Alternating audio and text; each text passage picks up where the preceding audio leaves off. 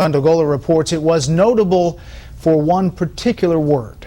His second address to the American people on the Boston Marathon attack was the first in which President Obama labeled it terrorism. Given what we now know about what took place, the FBI is investigating it as an act of terrorism. Anytime bombs are used to target innocent civilians, it is an act of terror. Of course, he knew bombs were used when he first spoke about the attack 3 hours after it occurred, and Mr. Obama didn't mention terrorism then.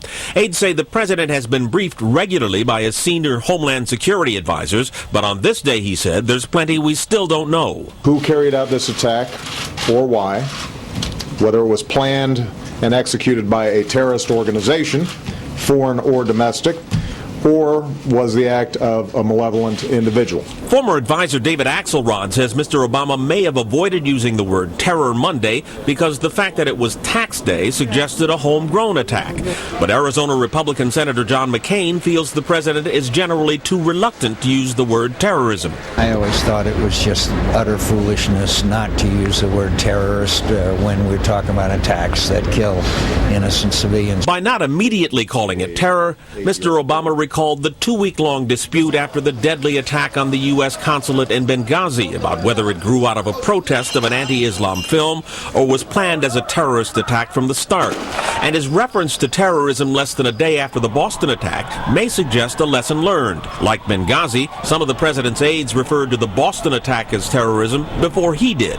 A senior administration official privately called it an act of terror shortly after Mr. Obama spoke on Monday.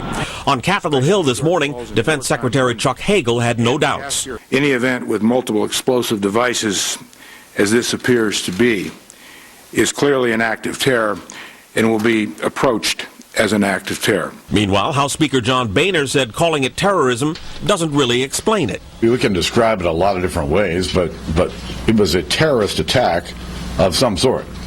Now, again, until we know who or why, I don't think we can further define it.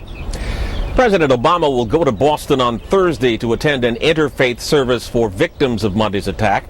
No word yet on whether he will speak at the gathering.